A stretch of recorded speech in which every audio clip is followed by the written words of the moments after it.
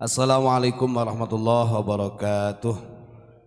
Alhamdulillahirabbil alamin wa bihi nasta'inu ala umuri dunya waddin wassalatu wassalamu ala asyrafil anbiya'i wal mursalin sayyidina wa maulana Muhammadin.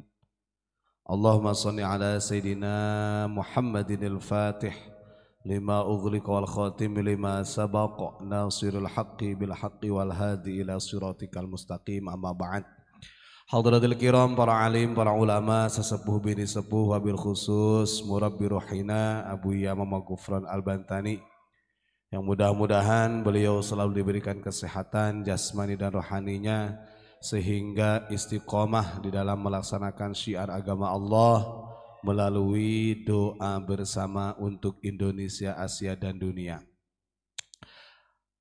Kemudian dan juga tidak lupa kepada Ra'isul Ma'had Gus Asep Saifullah beserta keluarga, sejajaran pengurus Pondok Pesantren Unik, para jamaah yang masih istiqomah ikut mendoakan karena peranan-peranan yang di belakang layar ini juga sangat luar biasa Pak Imron. Jadi para pahlawan itu bukan hanya pahlawan yang nampak secara publik saja.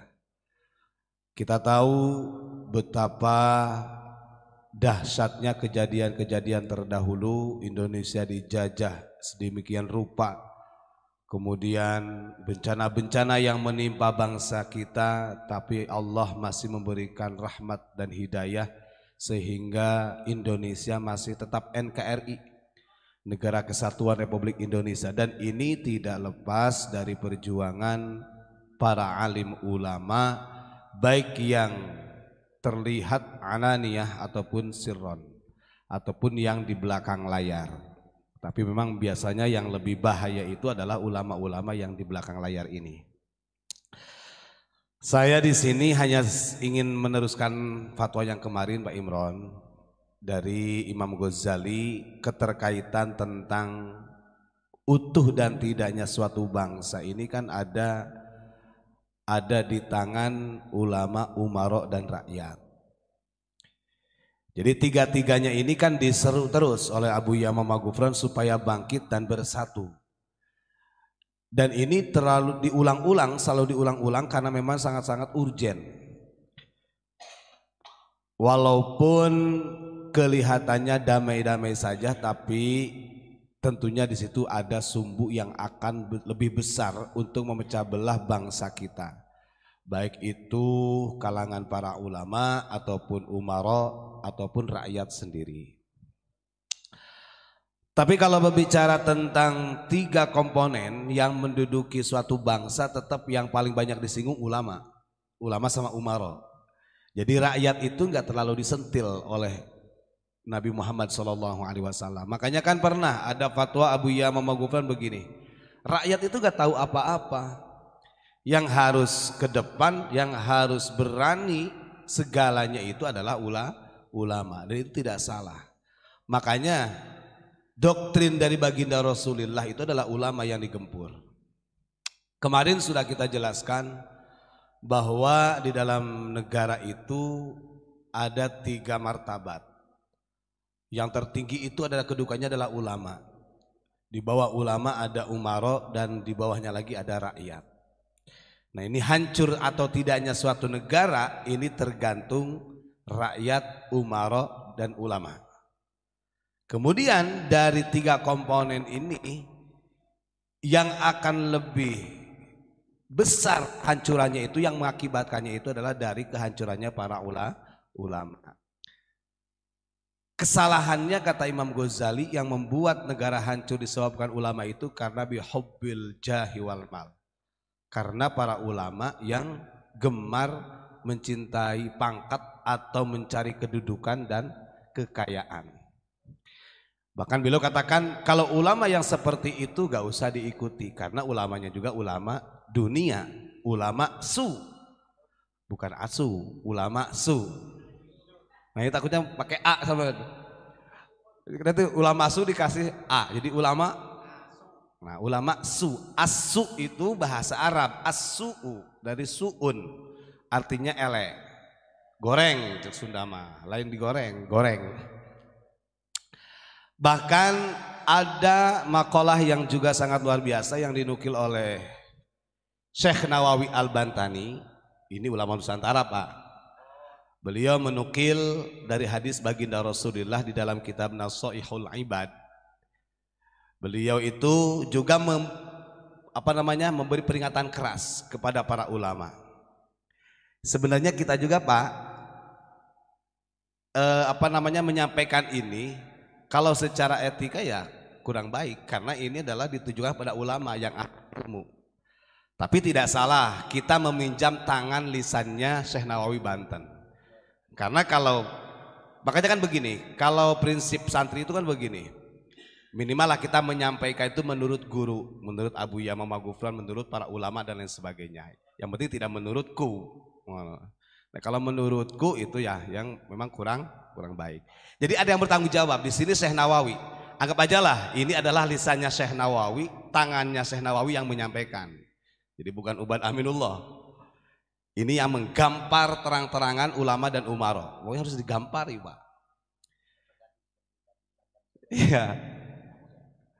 Nah tadi Pak Ibrahim sudah dengan nada-nada tinggi jawab. Saya nada nawa aja, Pak. Kalau dalam qiraat itu nada nawa. Kita baca ya, di dalam Nasaihul Ibad itu Syekh Nawawi, wah ini mah pokoknya ditempeleng keras pokoknya ulama sama umaro. Beliau menukil dari hadis Nabi yang diriwayatkan oleh Abu Nuaim. Begini kalimatnya, monggo panjenengan simak. Lan tahlikar ra'iyatu wa in kanat zalimatan musi'ah.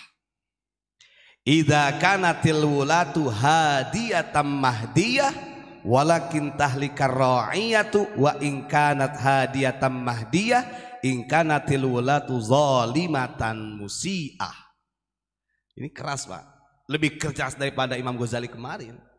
Kalau Imam Ghazali lah bahasanya pokoknya yang membuat ulama hancur dan itu menjadikan negara hancur ya karena gemar mencari pangkat kedudukan. Makanya la tajlisu inda kulli alimin. Gak usah digauli ulama kayak gitu. Jauhi.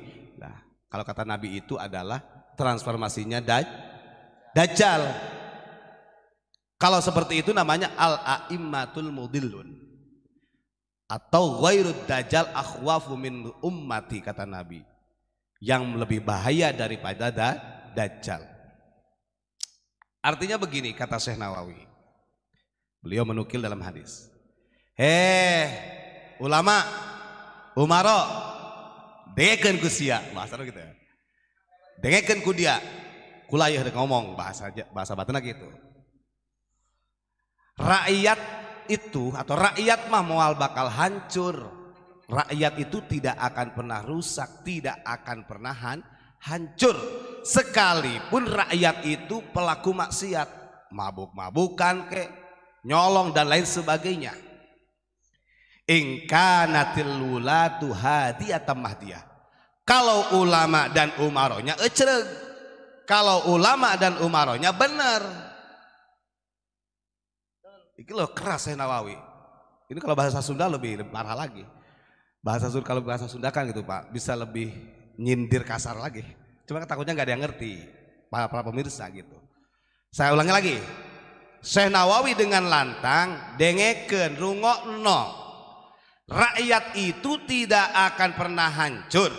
Negara tidak akan pernah terporak-porandakan sekalipun rakyatnya itu pelaku maksiat, mabuk, nyolong dan lain sebagainya, tek-tek bengek lah.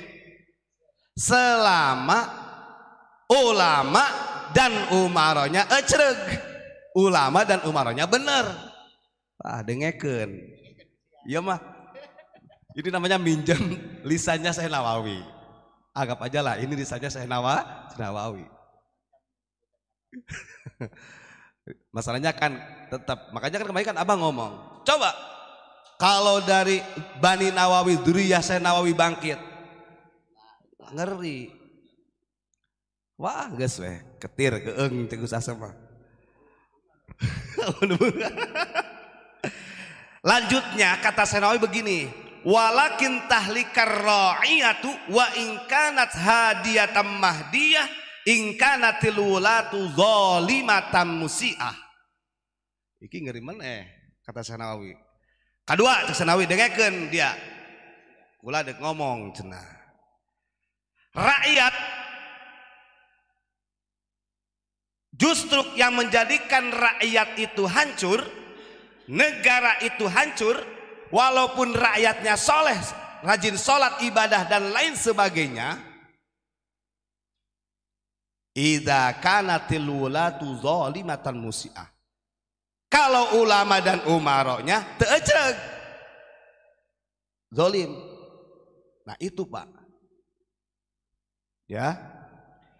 Jadi yang membuat rakyat negara itu hancur, walaupun rakyatnya itu soleh, ahli ilmu, tapi kalau ulamanya zalim, musi'ah, teu eceg, teu balik, tetap hancur negara. Berarti yang menjadi ukuran fundamental kehancuran negara itu bukan dari kesolehan rakyatnya, tapi kesolehan atau tidaknya ulama dan umaroh. Pengen tahu kejadiannya Ustadz Pak? Itu. Ini sudah terjadi di negara kita. Pernah. Ya, monggo. Di era sebelum tahun 2000 ke bawah, masih lama. Itu saya kisaran tahun 9 bulan Ustadz Ubat. Kenapa saya ingin menjelaskan ini dan ini terjadi? Pada saat itu seperti tadi, sebenarnya ketika ini umarok dan ulama yang tidak benar, maka ya itulah yang menimbulkan kehancuran. Kunaon eta kejadiannya? Pada saat itu melalui menteri olahraga kita ya, dan disetujui oleh pemerintah untuk membuat pertamanya kasop, SDSB. Belum seperti sekarang. Sekarang togel kan sembunyi-sembunyi. Dulu itu disahkan oleh negara, sehingga ketika orang ada legalitasnya ya. Legal, sehingga ketika orang-orang kumpul-kumpul ya bahas nomor Ustadz. Dan wajar. Lebih gilanya lagi, rakyat sowan ke ulama minta nomor. Ya ini tadi. Dikasih gak? Ada yang ngasih, ada. Ya ini tadi. Saya kenapa ini perlu disampaikan? Karena ini pernah terjadi di negara kita. Kenapa? Sesuatu yang sifatnya mengundi nasib kan gitu ya. Ternyata dilegalkan oleh pemerintah karena untuk mencari dana. Sehingga ketika dapat 4 nomor, wow keren. Iya, dan itu pernah terjadi Ustadz. Monggo dilanjut. Nah ini fakta Pak Imron mengalami ya. Pelaku lah. Pelaku apa gimana Pak? Saksi. Oh saksi. Saya kira pelaku sampean. Oh ya wes. Berarti sampean saksi. Oke, gak apa-apa. Saya sempat dimintain nomor masalahnya. Jadi gitu pemirsa ya. Anggap aja lah. Jenengan gak usah lihat saya yang ngomongnya. Ini adalah yang disampaikan Syekh Nawawi yang dinukil dalam kitab Nashihul Ibad. Karena kan begini Pak, kadang-kadang orang itu kan kurang yakin dengan apa yang kita sampaikan. Makanya pentingnya itu ada pensanadan ilmu. Saya ulangi lagi ya. Saya ulangi lagi, ini penting. Jadi kata Syekh Nawawi sebelum nanti yang lainnya ya. Saya tidak akan panjang-panjang karena ini urgent harus disampaikan. Rakyat itu sekalipun rakyatnya pelaku maksiat, andai kata rakyatnya itu bejat-bejat, tidak akan pernah hancur negara. Selagi idza kanatil wulatu hadiyatan mahdiyah, selagi ulama umaronya benar. Gitu ya.